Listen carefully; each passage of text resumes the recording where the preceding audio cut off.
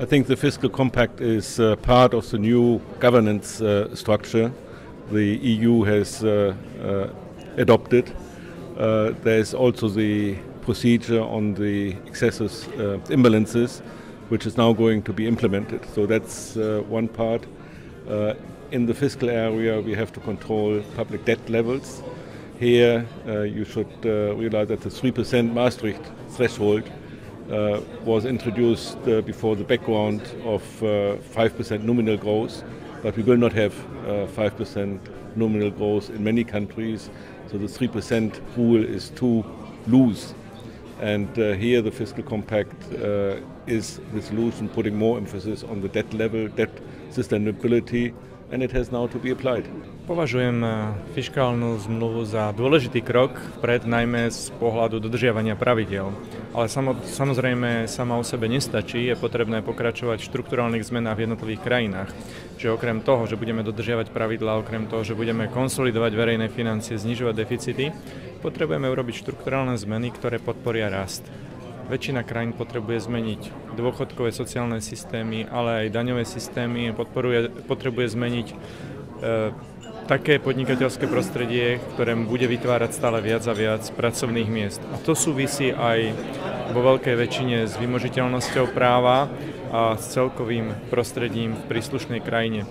Ďalej si myslím, že je potrebné robiť ďalšie kroky aj v spoločnom európskom trhu a v jeho prehlbení, v tom, aby sme ešte viac spolupracovali a viac využívali tie výhody, ktoré v Európskej únii máme. The current rules or the rules that are being put into action now basically restore fiscal rules which we had originally in the Maastricht Treaty and reinstate strong fiscal governance in Europe. What needs to be done is vigorous implementation of the rules. And that was maybe the largest problem in the past, that the rules we had were not implemented. Now we have even stronger rules, we have some automaticity in the rules, but it remains to be seen whether they are implemented as planned. And obviously the countries that are subject of the rules have to make significant progress in fiscal consolidation. I think what is the most important thing at this juncture is that we really need to stick to consolidation plans. So it means we should respect the Stability and Growth Pact rules and deadlines which were countries given to abrogate these excessive deficits. So we don't need to violate the rules because they are new and fresh. And we really need to be credible this time. Otherwise, when we again violate these rules and there will be no punishment, there will be a real problem for countries to regain credibility on financial markets. First of all, fiscal pact is not a solution to the crisis. It's really first after the deficits are being consolidated currently, this is some kind of preemptive measure in order to avoid further deficits to be accumulated in future, which is not the solution to the problems of the European economy. It's really preventing the crisis to really blow up again. What is really needed in order to promote growth and sustainable growth of the European economies is increasing the competitiveness of the European economy compared to the other regions in the world.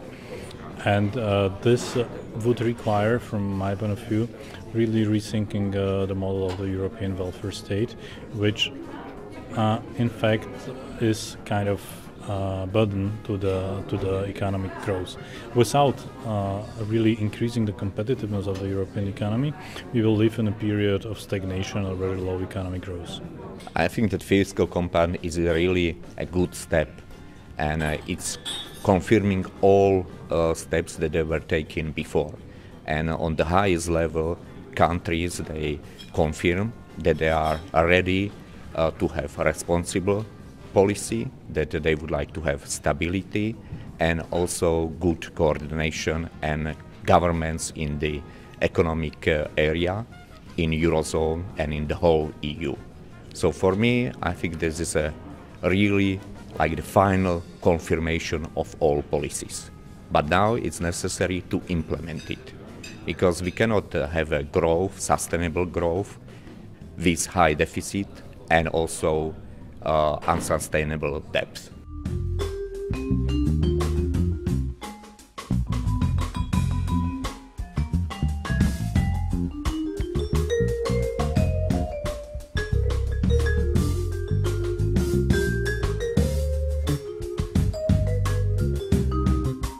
Well, I think the higher integration is unavoidable, but I think it really depends in what fields. I think it's out of question. There is good integration and relatively bad integration. Good integration is in the way of more competitiveness, so it means to complete single market. We heard during this seminar that actually goods market are now more or less solved in terms of barriers for entrepreneurship, but service market, which creates like more than 70% of GDP in Eurozone countries, there are still some barriers. So we need to complete a single market. But of course, we don't need to integrate the social policies. We don't need to integrate the labor markets. They should really be at the national level. The key decisions should be taken at the national level, and because it depends of national priorities, one size doesn't fit for all. So I'm glad that Slovakia is a responsible member of Eurozone. It took commitments to do everything together with other countries of Eurozone. So for me, there is a perfect confirmation that Slovakia should be in, should follow policies together with other countries, and in that way solve the crisis.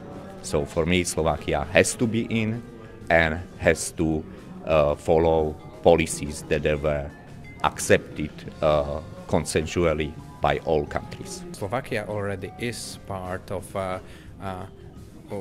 the inner circle. I think in very long-term perspective, it's beneficial for Europe as a whole to integrate more, and it's beneficial for Slovakia to be part of a more integrated Europe.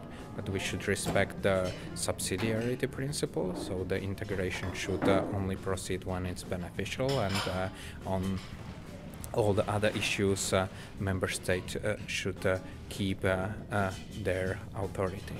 Slovensko je v súčasnosti členom najlepších európskych klubov. Je veľmi dôležité, aby sme si túto pozíciu nielen udržovali, aj zlepšovali. Je dôležité, aby sme boli za stolom tam, kde sa rozhoduje. Čiže určite Slovensko nemá inú možnosť a chce robiť to najlepšie v prospech našich ľudí, ako spolupracovať, hľadať riešenia, prispievať k tým riešeniam, používať aj skúsenosti z našich reforiem, ktoré sme už realizovali, ale samozrejme dívať sa aj dopredu, pretože aj my potrebujeme urobiť ďalej reformu vzdelávania, potrebujeme robiť viac zlepšení infraštruktúry, informatizácie a potrebujeme stále viac spolupracovať aj s našimi partnermi jednak v stredoeurópskom regióne, ale aj v celej Únii. Takže ja osobne vidím budúcnosť Slovenska stále v najlepších európskych kluboch a v tom, že budeme túto pozíciu rozumne využívať preto, aby na Slovensku sa žilo lepšie. Za riziko považujem prílišnú centralizáciu. Tieto hlasy sa objavujú stále viac a viac, idú aj z Bruselu, ale nevidím riešenie vo väčšej centralizácii. Skôr vidím riešenie v tom, aby sme dôsledne dodržiavali pravidlá a dôsledne dodržiavali princíp subsidiarity. Aby sme centralizovali len to, na čo sa v jednotlivých krajinách dohodneme.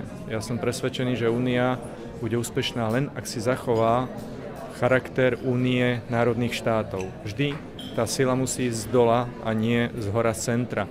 Preto to riziko vidím v prílišnej centralizácii a je v našom záujme, aby sme uchránili suverenitu v rozhodovaní o priamych daniach alebo aj v sociálnej a dôchodkovej oblasti. First thing is that the integration should not be viewed with some prejudices as something that is automatically negative. Even limitation of the sovereignty of the national states is not automatically negative.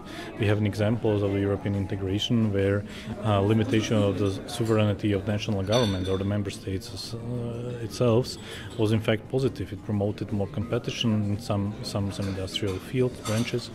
It promoted, let's say, lower prices, higher quality of service that are delivered to the companies and citizens in Europe. And from this point of view, also more integration in the field of, let's say, in a fiscal field is not automatically negative. It means, on the contrary, more stability, more competitiveness of the European economy, and also the economy of Slovakia.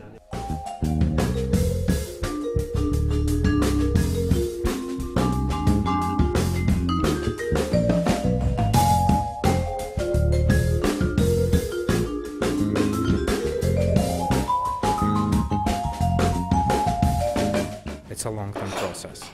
It took 10 or 15 years for the imbalances to accumulate. We need to adjust structural policies so that the imbalances start to wind down.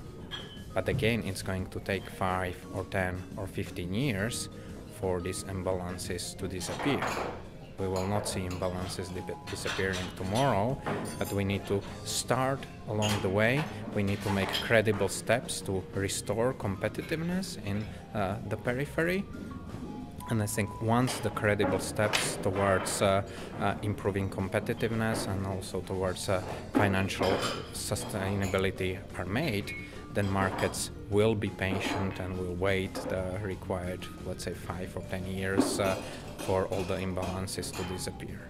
In fact, I do not think that the level of the economic development or the level to which the economies are developed create a problem as such, because we have big countries with very much or much more integrated economies with even higher imbalances in the levels of the regions in the countries.